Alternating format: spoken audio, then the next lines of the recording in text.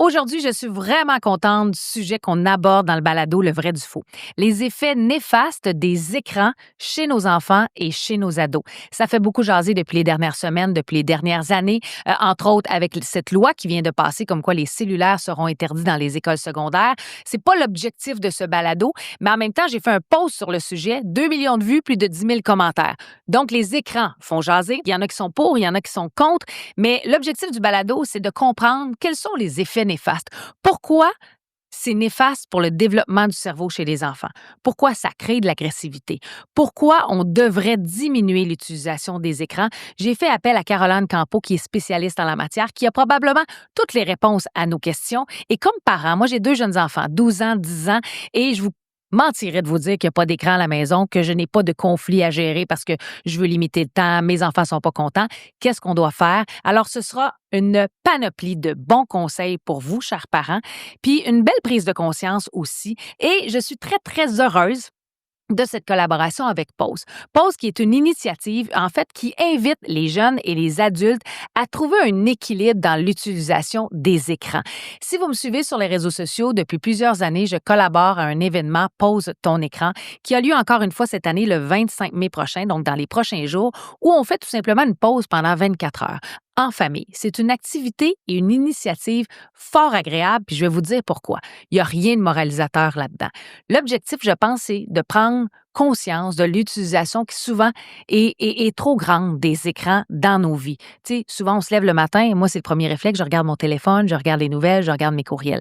Ce 24 heures de pause-là fait du bien et nous fait réaliser qu'effectivement, des fois, on devrait prendre une pause ou utiliser les écrans de façon différente. Là, je vous invite à participer en famille. C'est bien, bien le fun.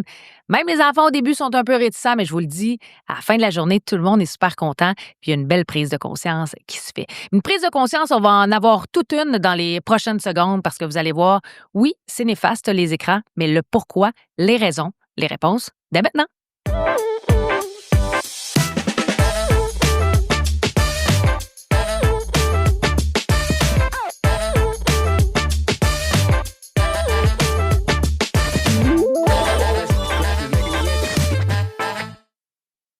On le dit, on en entend de plus en plus parler, les effets néfastes des écrans chez nos jeunes. Caroline Campeau, salut. Salut. Caroline, je suis très, très heureuse. Ça fait très longtemps que j'avais ton nom sur ma liste d'invités parce que je voulais aborder le sujet. Ça fait beaucoup jaser. Tu es conseillère en prévention liée à l'usage des écrans. Je pense que tu as toutes les réponses à nos questions. Et prépare-toi, j'en ai une série. Merci d'être là aujourd'hui. Difficile de ne pas commencer avec cette nouvelle du gouvernement qui a annoncé l'interdiction des téléphones cellulaires dans les écoles secondaires. Tu penses quoi de ça? Bon. Oui, c'est la nouvelle dernièrement. Oui. En fait, bon, je fais partie des experts qui sont allés à la commission spéciale sur les écrans, l'Assemblée OK. nationale, et ça faisait partie des recommandations que j'ai faites aussi, avec 15 autres recommandations, hein. Donc là, la commission spéciale a déposé un rapport intérimaire Mhm. et avec la seule et unique recommandation, c'est celle-là. Moi, j'ai hâte de voir le vrai rapport qui Oui. va suivre le 30 mai, mais c'est un pas dans la bonne direction. Et selon la littérature, selon tout ce que j'ai lu, c'est tout à fait justifié selon les données, d'un point de vue que ça nuit aux apprentissages, ça nuit aux interactions sociales, à l'implication aussi dans la vie scolaire. Et c'est ça. Ceci dit, je comprends que les jeunes trouvent que c'est injuste, que c'est un grand virage, Ouais. que collectivement, on a une responsabilité en tant qu'adultes et institutions qui avons mis ces appareils-là dans les mains de nos jeunes. Tellement. Et c'est ça. Donc, il y a toute une éducation, dans le fond, qui va devoir suivre aussi. Et ben c'est ça, l'éducation aussi aux compétences numériques qui devraient être instaurées dans les écoles et tout ça, là, ça va être la suite d'après moi, mais ce n'est que le début. Mais je pense qu'il y a une éducation au niveau parental aussi qui est hyper importante. Tu sais, là, on a mis ça dans la cour des écoles. C'est pas l'objet du balado, mais moi, ce que je veux comprendre, c'est, on le dit depuis les dernières années, les études tentent à le démontrer de plus en plus, qu'il y a des effets néfastes concrets chez nos enfants. On les nomme, la concentration, le sommeil, l'agressivité. Mais je veux qu'on élabore aujourd'hui là-dessus. D'entrée de jeu, partons à la base, là. Qu'est-ce qui distingue, selon toi, une utilisation saine d'une tablette, d'un téléphone, des écrans versus une utilisation problématique? Parce qu'on peut pas, tu sais, on peut pas s'en départir. Ça fait partie de nos vies aujourd'hui. Non, tout à fait. Le but, c'est pas de faire sans, là. Le but, c'est d'apprendre à se servir de ces outils-là pour que ça serve nos intérêts, dans le fond, que Mmh. ça soit à notre service et non l'inverse, là. Je répète souvent cette phrase-là. Mais et je riais parce que c'est pas si simple. J'aimerais tellement ça avoir une formule très simple qui dit: «Bon, mais dans ce cas-là, c'est équilibré, dans ce Exact, cas-là». ouais. Mais l'équilibre, c'est quelque chose qui vient comme ça, hein, c'est pas toujours stable. Puis en fait, Mmh. ça fait partie de l'équilibre de des fois avoir des moments où on se dit: «Oh OK, là, je réajuste» et bon. Alors en voulant dire que c'est une évaluation qui est presque constante. Donc Quand même. qu'on doit regarder c'est quel type d'utilisation on fait, puis là, à la maison avec les enfants, et par la suite, c'est ça, voir un peu comment ça s'introduit dans nos habitudes de façon générale et est-ce que c'est équilibré? Donc dans les saines habitudes de vie, on a des habitudes numériques et des fois, ça vient à déplacer, tasser des choses ou avoir trop d'importance, trop de place et c'est là qu'on doit rééquilibrer dans les autres sphères, là, dans la totalité, là, finalement. Évidemment, comme parent, moi, je l'ai dit d'entrée de jeu, j'ai 2 jeunes enfants, 12 ans, 10 ans. Ils ont des tablettes, ils utilisent, ils jouent à des jeux. C'est souvent source de conflits. Mmh On va commencer avec ça. Je pense que c'est normal, puis je pense que comme parent, il faut arrêter de se taper dessus. C'est vrai que ça crée des conflits dans une famille. Qu'est-ce que tu as envie de nous dire comme conseil à nous donner, en fait, sur justement pour éviter ce genre de discorde dans une maison à cause des écrans? Oui, ben il faut commencer, puis sur le site de pause, on a vraiment des outils concrets Oui. pour le faire. Il faut établir des règles de base. Bon, dans ton cas, probablement que c'est déjà fait ou du moins si un parent veut commencer à le faire, Ben c'est c'est quand ça, même là, oui. possible de OK, merci. commencer. Nous OK? sommes rassurés. Non, mais on C'est essaie de ça. différentes façons. On l'échappe, on recommence. Est-ce qu'il est trop tard? Il est jamais trop tard. Il est jamais trop OK, tard. merci. C'est ça que Ça, je c'est veux bon, c'est bon. nommer, c'est ça. Ouais. Exactement, mais c'est sûr que rendu, on va dire, tes enfants sont plus vieux. Le mien a 5 ans, il y a un petit peu plus un rôle de je dois lui dire la Mmh. ligne directrice, mais quand ils sont un peu plus vieux, on peut co-construire ensemble finalement, on peut négocier certaines Ouais. choses quand même et on a plus de chances qu'ils adhèrent à ce qu'on essaie de faire et agir en tant que modèle aussi. Bon, en tout cas, il y a toute une suite Ouais. dans ça, mais il faut mettre la table. Donc, il faut que ça soit connu, il faut que ça soit clair, il faut que ça soit prévisible. Qu'est-ce qui est permis, on va dire, dans la journée? À quel moment c'est permis? De quelle façon? Quand on parle de contenu, il faut adresser ces choses-là. Puis vraiment, c'est ça, sur le site de pause, on a un document Oui. qui aide à passer à travers ces éléments-là parce que veut pas, on oublie, Non, c'est tout pas à notre fait. spécialité, on va dire. Dans mon cas, oui, mais Oh oui, tout à fait. c'est ça. Donc, pour aider à avoir cette discussion-là. Et ben, après ça, ben, le plus possible, on essaie de suivre, d'être constant dans la manière qu'on le fait. Et c'est Voilà. différent d'âge en âge, j'imagine. Tu sais, Oui, oui, l'utilisation à 5 ans avec ton enfant, par exemple, oui, versus ma fille qui a 12 ans, l'utilisation, le temps, c'est là qu'on s'y perd un peu. oui. Avant d'entrer dans tu sais, ces spécifications-là, est-ce que tous les écrans ont le même impact? C'est-à-dire l'utilisation d'une tablette versus regarder une émission de télévision à la télé, est-ce que l'impact est le même chez les jeunes? Non, c'est super intéressant parce que je trouve qu'on parle un peu, pas assez en fait, du type d'appareil OK? et des différents risques parce que c'est tellement nuancé. Ben, À un moment donné, c'est exact. ça, on se perd dans ça. Mais de façon très simplifiée, le corps, les yeux, la posture ne fait pas de distinction de qu'est-ce qu'on est en train de faire sur nos écrans. OK. Donc il y a une différence, on va dire si je regarde la télévision, mais il y a une distance qui est différente, et aussi dans la posture que je vais avoir, ça va être différent. Si je suis sur une tablette, j'ai la tête penchée et j'ai une distance qui est beaucoup plus rapprochée. Oui. Donc pour ces effets-là, qui sont plus physiques, c'est sûr qu'on va parler de plus de risques, plus que l'écran se rapproche finalement de mon visage. OK. Et il y a aussi, si on parle de surveillance, donc en tant que parent, si Oui. c'est sur la télévision, je peux voir aussi ce que mon enfant fait, donc je peux peut-être revenir dessus ou adresser certaines choses versus quand que c'est un appareil qui est, entre ses mains, ben là, il y a moins de surveillance, donc peut-être aussi, donc ça, c'est des éléments de façon plus générale, là, mais Mais de l'impact, par exemple, là, je veux on entre vraiment dans l'impact sur le cerveau, le sommeil, tous les effets néfastes chez les enfants. J'ai un enfant qui est assis sur un divan, qui regarde une chaîne YouTube sur une télé versus un téléphone ou une tablette. Est-ce qu'il y a une différence? Ben, oui, ben, c'est ça. Comme je disais, la La distance distance. fait une différence. Là, c'est sûr que si, ça dépend à quelle heure que c'est fait. Tu sais, on parle, on va dire, de sommeil, mais si c'est fait en soirée, avec la lumière bleue aussi, avec les types de contenus qui sont, plus stimulants que d'autres, ça peut venir à nuire à la qualité du sommeil.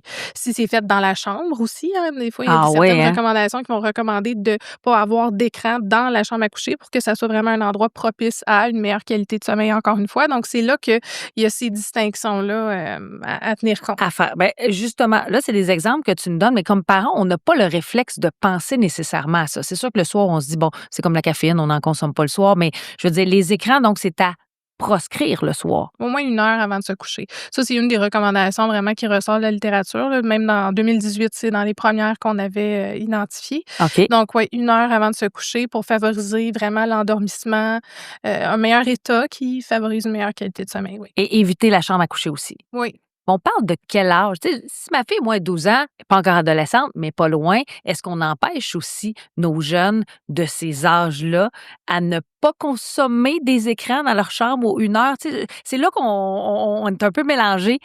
C'est du cas par cas probablement encore une fois, mais tu sais, j'essaie de généraliser du moins. Oui.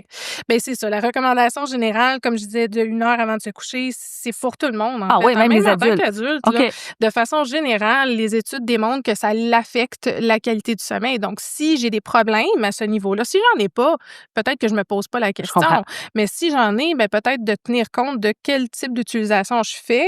Quand je le fais, bien, ça va changer. Si je change ces habitudes-là, ça va peut-être améliorer la situation. Fait que c'est plus à ce niveau-là. Là, en tant qu'enfant, c'est sûr que, en tant que parent, on veut essayer d'avoir les meilleurs paramètres de vie possibles. Ouais. Si c'est possible de pas avoir d'écran dans la chambre, dans leur chambre, ou de limiter ça le Ouais. plus longtemps possible, c'est ce qu'on va recommander. Donc, en termes de santé publique, c'est ça les grandes recommandations.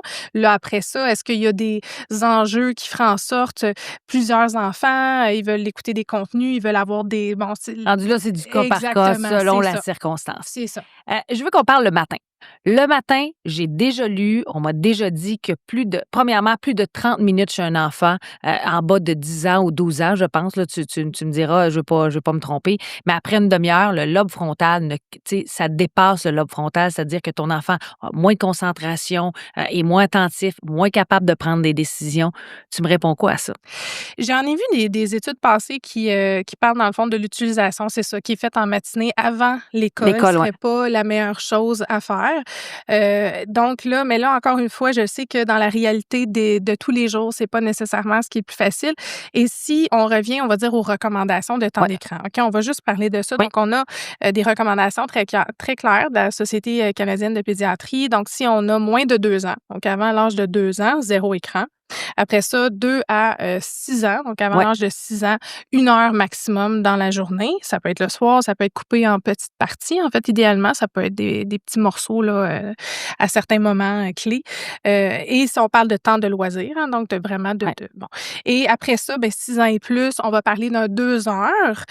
On va suggérer de surveiller le contenu, que ça peut différer. Bon, de façon générale, les gens qui s'en tiennent, puis même les adultes, là, à un 2 heures de divertissement sur écran par jour se portent mieux de façon globale. OK. OK? Donc, quand on regarde des indicateurs de santé, Il n'y a pas de d'effet façon générale, là, c'est néfaste. ça, exactement. Fait que c'est un bon seuil de se dire, bon, quand je suis à peu près à cette utilisation-là, mais voilà. Mais c'est ça, c'est pas nécessairement évident de savoir parmi toutes les recommandations, qu'est-ce qu'on fait, là, maintenant, spécifiquement le matin avant d'aller à l'école, est-ce que les tâches sont faites? Est-ce que tout est fait? Le déjeuner, l'enfant est habillé, les dents sont brossées, il reste un petit 15 minutes. Bon, OK, ça dépend à comment l'enfant y réagit. Est-ce que c'est une source de conflit? Est-ce que quand on ferme, ça mène à un problème, que là, c'est plus difficile à gérer, c'est plus lourd pour le parent?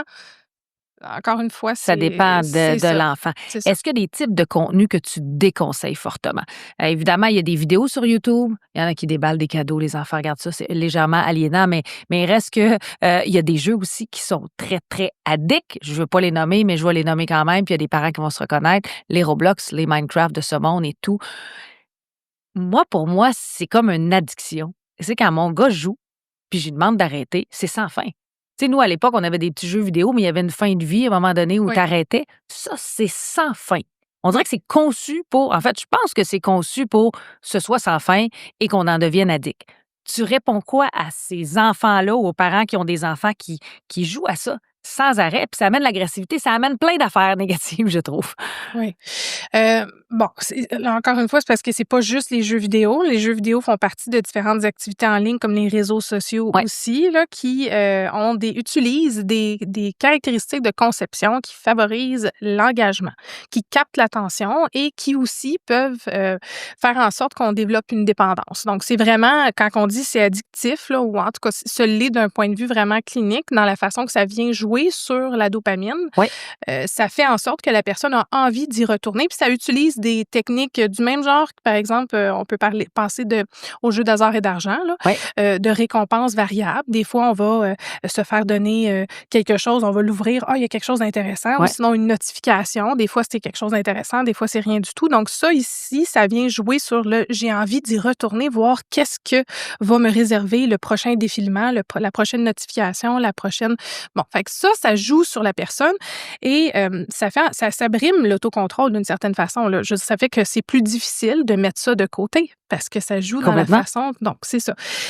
Quand on est en développement, c'est Ouais. le genre de choses qu'on veut essayer de limiter le plus possible parce que déjà, en développement, j'ai plus de misère. Je suis en train de développer mon autocontrôle. Ouais. Donc, ça va être déjà, pour un adulte, c'est difficile. Il y a Ouais. des adultes qui jouent à des jeux, je veux dire, Complètement. et pour un enfant, encore plus. Et là, c'est là que ça génère des conflits parce que l'enfant, d'un point de vue naturel, qui est tout à fait normal, veut continuer à faire cette activité-là qui génère énormément de dopamine comparativement, on va dire, aux autres choses qu'il fait.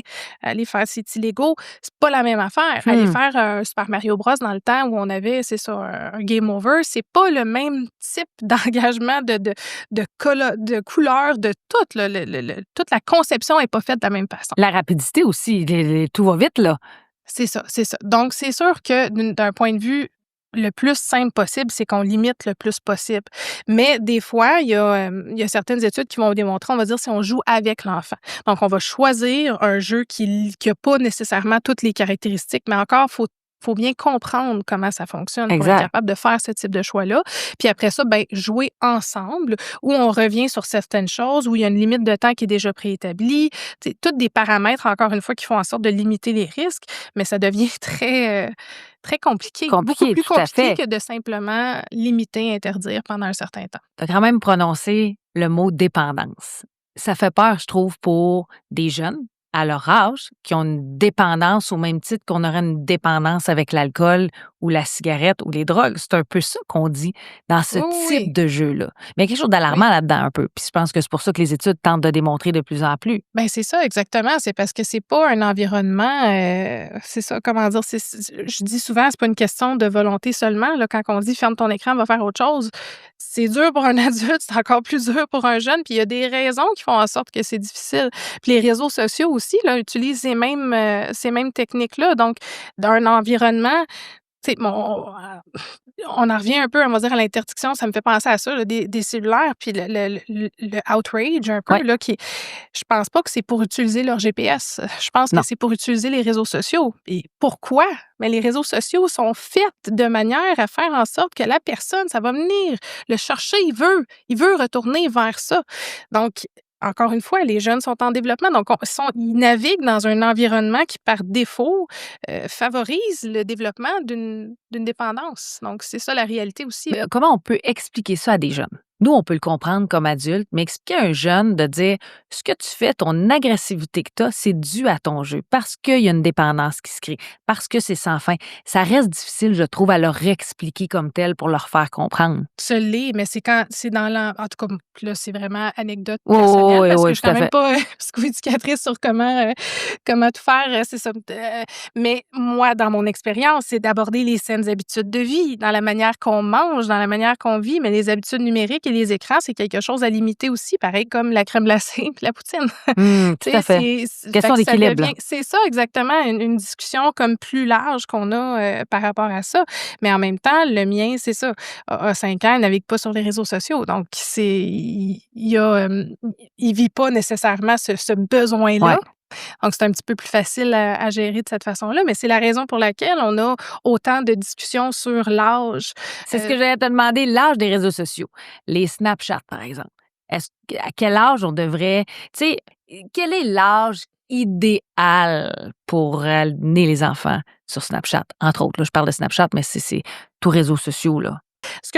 Dans le fond, les réseaux sociaux actuellement, Oui. OK, au Québec, Oui. il y a déjà un âge, en fait, qui est 14 ans. OK, donc, L'âge légal, là. c'est ça. L'âge légal pour ouvrir un compte, c'est 14 ans.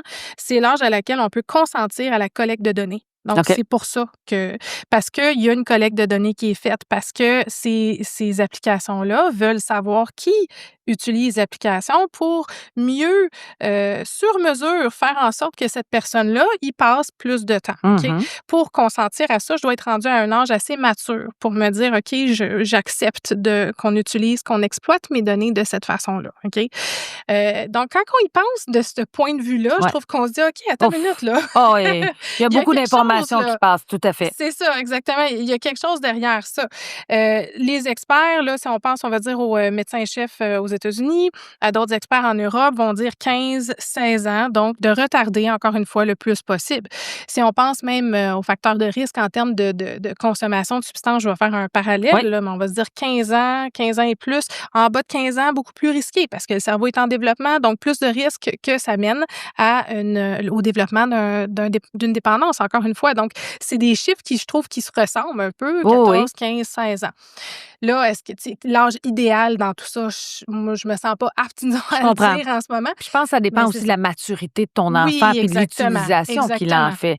Parce qu'on a dit tantôt, tu disais, ça dépend de l'âge. Oui, mais ça dépend beaucoup de, je sais, c'est ça, si mon enfant est mature ou non, puis en ayant des conversations avec aussi, puis tout ce qui est développement de l'esprit critique qui doit avoir lieu pour gérer la ce à quoi on est exposé sur les réseaux sociaux. Énormément de publicité aussi, non régulée. Donc, tout, pour être capable de composer avec ça dans mon développement de mon identité, il faut que je sois rendue à un Mais certain, une certaine maturité. Mais je trouve oui. ça super important ce que tu viens de dire. J'aimerais que tu élabores là-dessus, tu sais, sur justement tout ce qu'un enfant est capable de capter comme information.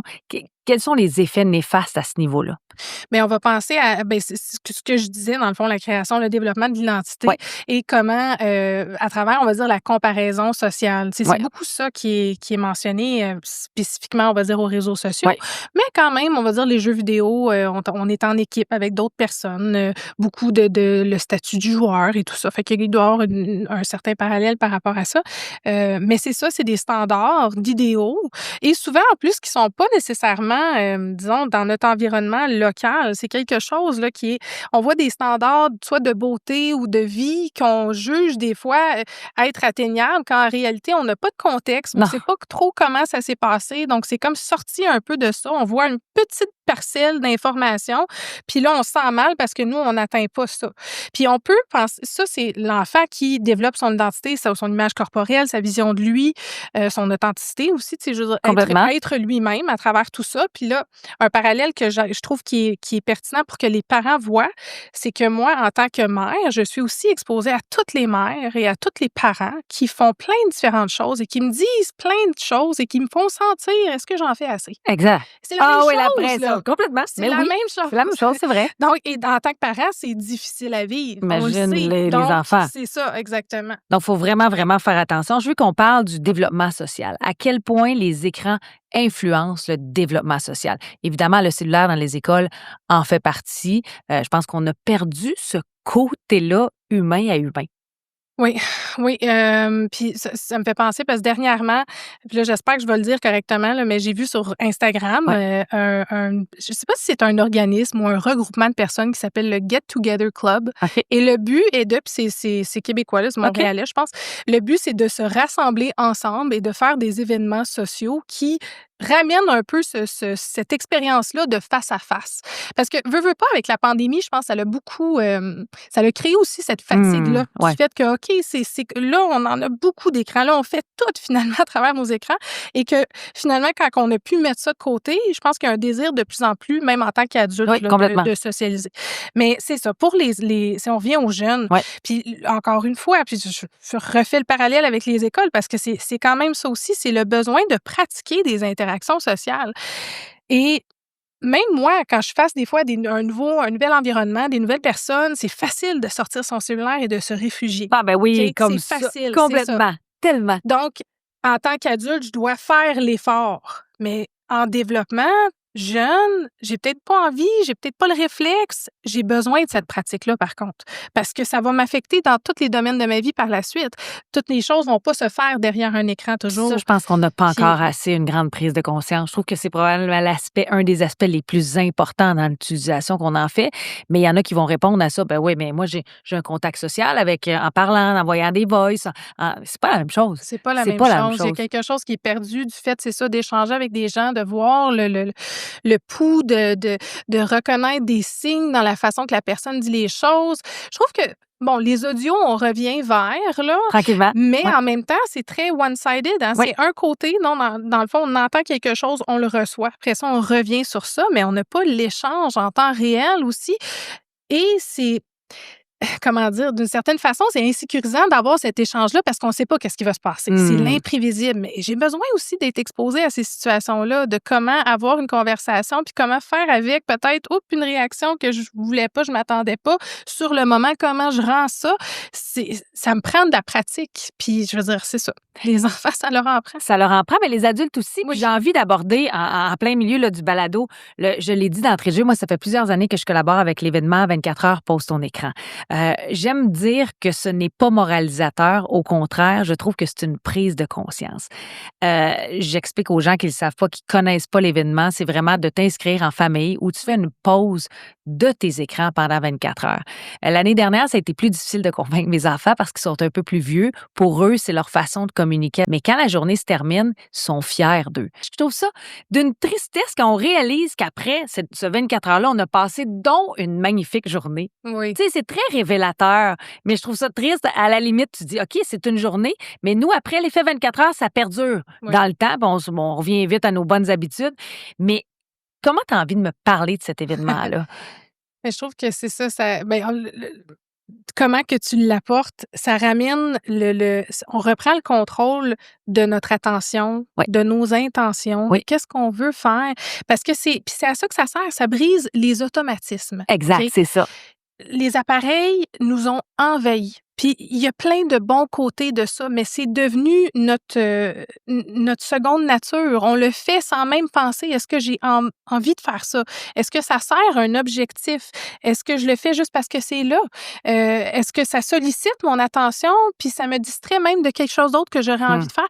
Et c'est tous ces types de réflexes-là qu'en le retirant, on s'en rend compte. Et Oui. là, on fait comme: «Attends une minute, OK, c'est peut-être pas si essentiel dans tous les domaines, à tous les moments de ma journée». Et le but, c'est de réajuster, encore une fois, de réajuster, de reprendre le contrôle, de se dire: «OK, mais attends une minute, comment est-ce que je peux faire en sorte que ça s'insère, mais pas que ça prenne toute la place?» Exact. Mais c'est Et une c'est belle ça. prise de conscience, je trouve, Oui, cet oui, événement-là, autant pour les jeunes que les adultes, j'ai envie de te dire. Tu sais, autant les mondes, on est hyper connectés, oui, tout bord, tout côté. Je oui. pense que c'est une belle journée à faire. En tout cas, moi, j'invite les gens à s'inscrire le 25 mai prochain pour Oui. cet événement-là. Et sur le site, dans le fond, Pose ton écran, Oui, dans le fond, ils ont un formulaire d'inscription. On va leur donner des conseils par la suite. Donc, le but, c'est pas, encore une fois, de les solliciter avec non, trop pas du tout, pas du tout, d'informations exact. surchargées, mais plus de voir, ben c'est ça, peut-être qu'ils veulent plus d'informations sur quelque chose. Puis en plus, sur le site, il y a Ah, c'est énormément de rempli. contenu. Vraiment, vraiment. Vraiment, puis le but, c'est de concrétiser puis comment je peux agir, des petits gestes que je peux poser, des fois quotidiennement, qui vont faire en sorte que j'ai une meilleure relation. Trouver un équilibre, en fait. Oui, C'est oui, vraiment ça. Revenons au sujet de l'utilisation. Est-ce oui. que zéro écran est réaliste aujourd'hui? Oui, donc c'est ça. Les recommandations, le zéro écran, c'est vraiment le 0 à 2 ans, comme je mentionnais, dans le fond, puis quand je me suis mis, à lire sur ça, en fait, c'est parce qu'avant, j'avais plus une vision, je me disais: «Ouais, non, c'est ça, peut-être que c'est pas réaliste». Là, après ça, quand tu es exposé aux études qui regardent le développement des jeunes enfants et des impacts négatifs au niveau des retards de langage, de la motricité, la qualité des échanges avec le parent, même aussi, si le Ah, parent est constamment en train de regarder, on va dire, un écran, même avec son enfant, donc comment ça peut nuire et tout ça. Et là, tu te dis: «Oh, OK, attends une minute, je comprends». Je comprends comment ça se fait que la Société canadienne de pédiatrie et que plein d'autres experts disent encore zéro écran pour les tout petits. Donc, idéalement, si c'est possible, d'essayer de tendre le plus possible vers ça quand ils sont plus jeunes, de le faire. Mais c'est vrai qu'il y a une partie aussi où on est exposé continuellement, où tout ce qu'on fait maintenant Est lié à est ça, en lié. Je quelque veux dire, je sorte. vais au restaurant puis je veux faire ma journée déconnectée, puis pourtant, je suis obligée de me Le connecter menu, pour ben oui! le menu. À moi, ça, d'une certaine façon, ça me fâche parce que j'ai de la misère des fois avec des environnements qui nous Oui, obligent à. Je veux avoir le choix. je comprends. Mais c'est ça, c'est la réalité dans laquelle on vit. J'ai espoir qu'on fait un petit retour à l'arrière, que, des petits changements comme l'interdiction, comme le discours qui de plus en plus se fait entendre Oui. sur les effets néfastes et tout ça, je pense que collectivement, on va peut-être se dire: «OK, attends une minute, est-ce que je fais ça ou est-ce que je continue avec un menu papier?» ou, tu sais, Mmh. parce que c'est quoi l'impact que ça a à long terme sur les gens qui, fréquentent mon établissement, par exemple? Mais c'est ça. C'est un espoir que j'ai, mais c'est Est-ce que c'est un espoir possible, selon toi? moi, je crois que oui. Oui? Je crois que oui. Je crois qu'on a laissé trop de place et qu'il y a certaines choses qu'on se dit qui sont super utiles, puis que des fois, quand on se questionne vraiment, on se rend compte: «OK, attends une minute, peut-être pas. Peut-être que je peux faire sans ça, Mmh. si ça, ça vient brimer quelque chose Exact. d'autre». Donc, c'est dans l'équilibre des L'équilibre, choses toujours. aussi. Tu penses quoi, Caroline, de l'utilisation des écrans dans les classes? C'est-à-dire qu'on entend de plus en plus: «Ah, moi, j'ai eu une capsule sur, telle partie pour apprendre l'univers social de telle section», peu importe, on l'utilise de plus en plus. Est-ce que ça, c'est néfaste aussi? Est-ce qu'on l'utilise trop? OK, mais c'est ça. Il faut que ça ait une valeur pédagogique, un objectif pédagogique très clair que moi, je ne pourrais pas atteindre, en fait, de d'autres manières. OK. Donc moi, je trouve que déjà là, on commence à délimiter un certain terrain, et c'est de se dire, ben c'est ça, c'est pas pour rien que certains pays, même comme la Suède, commencent à faire un pas vers l'arrière et à se dire, ben est-ce que finalement, je ramène les livres papier Mmh. dans mes milieux, où on avait fait un virage vers des tablettes, mais est-ce que c'est nécessairement la meilleure façon? Si on pense, on va dire, aux études qui regardent la rétention de l'information, donc par des méthodes pédagogiques, est-ce que c'est d'écrire qui nous fait retenir cette information-là? Et ben, c'est ça. Je pense qu'on a beaucoup de questions à se poser. J'ai l'impression, par contre, que la littérature là, commence là, dans la dernière année là, à nous donner plus de balises. Il y a un rapport de l'UNESCO qui a été fait vraiment par rapport à l'éducation et Ouais. l'utilisation et c'est là qu'on se dit, OK, attends une minute, là, il y a eu un laisser-aller. On s'est dit, waouh, les compétences numériques, mais la réalité, c'est qu'on n'enseigne pas tant les compétences numériques, Non, mais c'est qu'on ça. utilise des écrans pour faciliter certaines choses. Mais est-ce que la facilité, c'est réellement l'efficacité? Et Ouais, c'est donc, tout ça. c'est ça. En terminant, qu'est-ce que tu as envie de dire aux parents qui sentent qu'ils ont perdu le contrôle dans leur maison? Tu sais, après avoir écouté tout ce que tu dis, c'est sûr qu'on a envie de tout arrêter pour les effets néfastes puis pour le bien-être de nos enfants. C'est pas la réalité comme telle d'arrêter du jour au lendemain. Tu as envie de nous dire quoi? Non. Ben, premièrement, on n'a pas à viser la perfection, OK? Puis moi, j'ai un côté très empathique qui trouve qu'une certaine perte de contrôle, ça fait partie de la vie aussi, Mmh. hein? Donc, c'est de s'accepter, d'accueillir ça avec bienveillance parce qu'en tant que parent, je fais de mon mieux. Ouais. Après ça, je suis exposée à d'autres informations et là, je recadre et je fais encore de mon mieux, OK? Donc, mais je peux pas être parfaite. Donc Mmh. ça non plus, là, on n'a pas besoin de se mettre cette pression-là, mais il y a quand même des petites étapes, des Ouais. petites choses qu'on peut faire. Puis déjà, si on pense juste à la configuration, puis là, sur le site de Pause aussi, il y a de l'information sur ça, de s'assurer de configurer nos appareils de manière à ce que ça soit des environnements un petit peu plus sécuritaires et qui sollicitent moins notre attention OK. et de se dire qu'il y a des moments pour des écrans, puis il y a des moments aussi pour que ça soit mis de côté. Puis déjà, en instaurant ce dialogue-là, Ouais. nos enfants vont nous entendre aussi. Ils vont avoir une certaine vigilance, une certaine prudence par rapport à ça. Donc déjà, ça passe par un dialogue, puis je pense qu'on s'en va dans la bonne direction en faisant ça. Je pense qu'il faut donner l'image aussi. Il faut donner une bonne version Oui, de nous-mêmes à nos enfants. On est quand même les exemples à suivre aussi pour eux. exactement. Caroline Campeau, merci. Je pense qu'on n'aurait pas en jaser encore pendant une demi-heure des écrans. Tu reviendras au balado. Merci Ça beaucoup m'a de ta présence aujourd'hui. C'est très, très important, je pense, de passer ce message-là. Merci tout le monde, puis on se dit à bientôt.